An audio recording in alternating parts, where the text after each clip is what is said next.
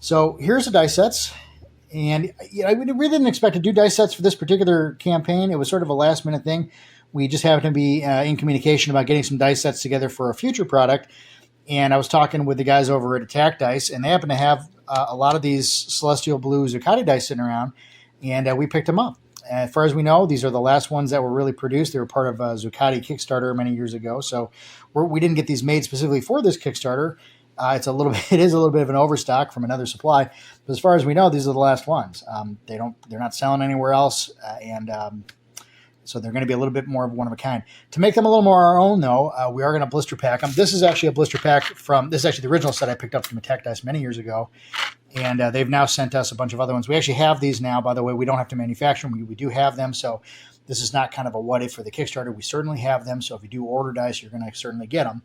But they're all in these little poly bags. We're going to try to get blister packs for them. I've got some on order right now to get a sizing down because we have to figure out what size we actually need.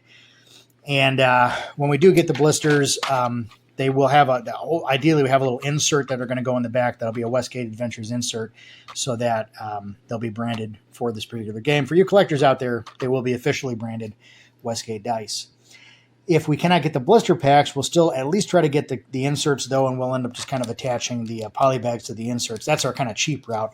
If the campaign does pretty well, though, we'll certainly get the blister packs. These are not that bad, but they're a little outside of our expenses. In terms of how we did the Kickstarter budget plan, the dice were sort of added into the last second, so we didn't really get a chance to budget for all the stuff that we wanted, but they're not that bad, so if we do pretty well in the Kickstarter, we should be able to get the blisters okay. That said, we do have the crayons. When you do get the dice, they're going to come uninked. And I was able to pick up enough crayons there to be able to do your dice colors. And I did mine last night. This is my own set, and I went and put the crayons in. This is actually what they look like when you do them, so it's a nice look. You can certainly leave them, uninked, obviously. They're still dice. They still roll just the same. And putting the crayon in there looks really pretty nice, so I like this. Now, a little bit about the crayons, for those of you that might be newer players that are not used to these things and why we do the crayons, is that many, many years ago, let me roll up here just a little bit, these dice appeared. For those of you familiar with these, or if you're not familiar with these set right here in the lower set, this is an original box set, a red box set, Beckme set of dice. I got these from the red box set that I opened up when I was maybe 12 years old. And I did these myself with the crayon that came with the box. Obviously, I did do these. I actually have not updated them since I did them since I was 12. And so, these yellow ones, obviously, you can barely see the crayon in those because it's white crayon and yellow. And at that point, I was just using the crayon that came with the box. I didn't want to put like a black or a blue in there or something like that. These days, I would certainly have done that, but I just leave them as is. I actually still use these dice. These are well-loved dice. And one of the things about these older plastic dice is that the edges do kind of break off after a while, so your D20s become little balls instead of dice after a time. But I generally try to roll these like on cotton or on the dice bags now, and it's been protecting them pretty well. So they're doing okay. But I still use those.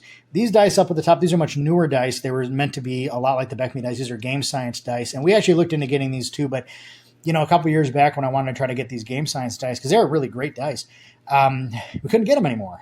And and that just didn't really work out for us. And I really want to get these plastic dice. And part of the reason was that I find it important. They don't have to be plastic, but the plastic is just the easy way to do this. But I find it important to be able to put these numbers into the dice using the crayons. And the reason is that we don't necessarily have to do this nostalgia-wise here. I get that a lot for these Kickstarters that we do. We're doing Osric old school essential style books. A lot of people put us in with the OSR movement, and which is okay. But I like to think that we're not really part of that. We're really just doing games the way that I like to play games. It has nothing to do with nostalgia. I just think that it's just a better way to play, and that's why I make the games that I make. I think they're really fantastic. Not that they're not necessarily perfect. When I play games at home, I use a lot of different kinds of rules. But one of the things that I like about some of the stuff that we used to do a long time ago was I think it's just better. It isn't, again, it's not because it's older. It's not because it's nostalgia. It's not because it's the way that I'm used to playing. It's just because I think it's better. And one of those is being able to put your numbers on the dice. Of course, we do love newer dice. You can get like a Chessex set where all the numbers are put in and it's all nice and flashy. Those are great. I have a lot of these dice. I have tons of them. But there's a certain thing about getting a die like an unfinished thing, from a hobbyist perspective, and putting your numbers in that. And also these dice, if you notice, I have a little sandpaper and X-Acto knife up here. It's because these things do have some flashing on it. The original dice never did, as far as I'm aware of, but these newer ones have a different kind of plastic. It's a much harder plastic. They're much more resilient than the old dice were, and they do have a little flashing on them. I was noticing on the D8 here just before I did this video, you see those little bits of crayon that are there on the edges. That's actually flashing from the die there's a big one there on the 6th that I didn't quite catch. And I'm going to have to go and get in there with the X-Acto or the sandpaper and clean that down a little bit. But there's something about holding these dice tangibly and putting a crayon in there and sanding them and cutting them a little bit that you actually get to forge a thing that you did. And I think that plus also being just a thing you can hold in your hand is just such a powerful, impactful thing. It's a meaningful experience in terms of your role-playing life.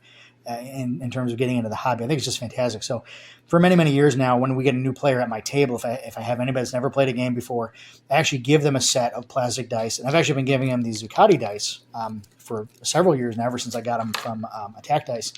I'll put a link in the video, by the way, for these guys too. You can actually still get these from Attack Dice. You can also get them directly from Zuccotti. Zuccotti is the producer of these, and they've got different kinds of sets too. So the guys at Attack Dice have certain kinds of colors that are available from, I think, the Zuccotti Kickstarter that was available, and the Zuccotti has their own dice that they've got that are a little different too. So I don't think there's a whole lot of overlap.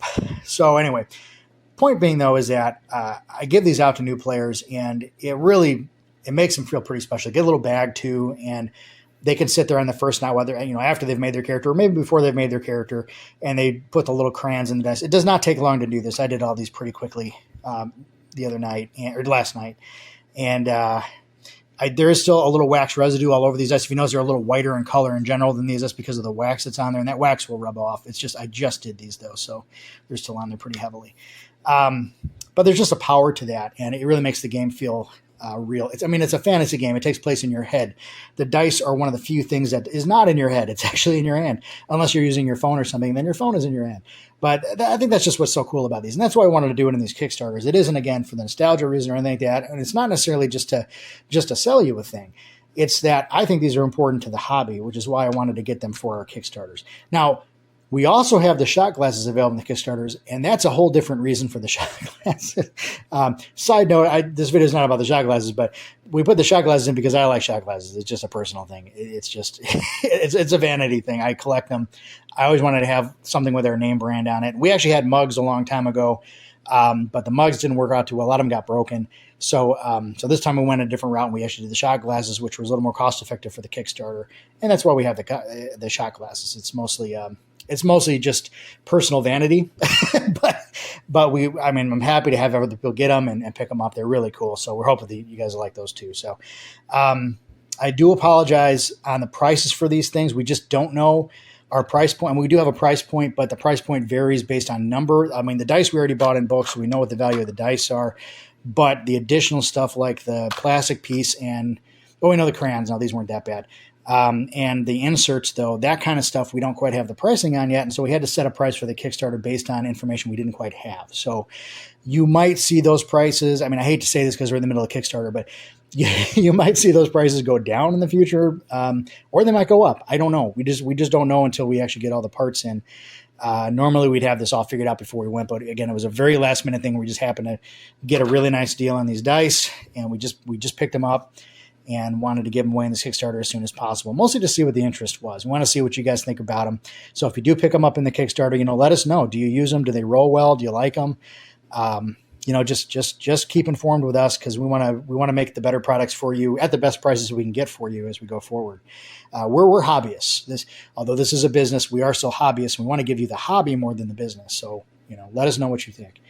Anyway, these are our dice, and this is what you're going to be getting in the Kickstarter. Again, there's sets like this. Everybody gets a crayon, and we're hopefully going to get a blister pack with an insert. If we can't get that, you'll get a poly bag with at least the insert and the little crayon in there. And we'll put the crayons separately in there. I know a lot of you guys still live in places. We're going to probably send these out in the middle of winter, but some of you, of course, live in places where the temperature is not always winter temperatures here in the Midwest. So we want to make sure the crayon doesn't just melt on everything. So we're going to keep those separate from you. Anyway, so there's a little video on our dice and dice from years past. and we hope that you enjoy what you see here. And we hope that if you haven't pledged yet on Kickstarter, please do so. We would really appreciate that. And again, you can just get the dice if you didn't want anything else and you just want a set of dice, or if you want a dice and a shot glass. We have those things as well. You put down the $1 pledge, or actually I think there's a merch only pledge now that we did add.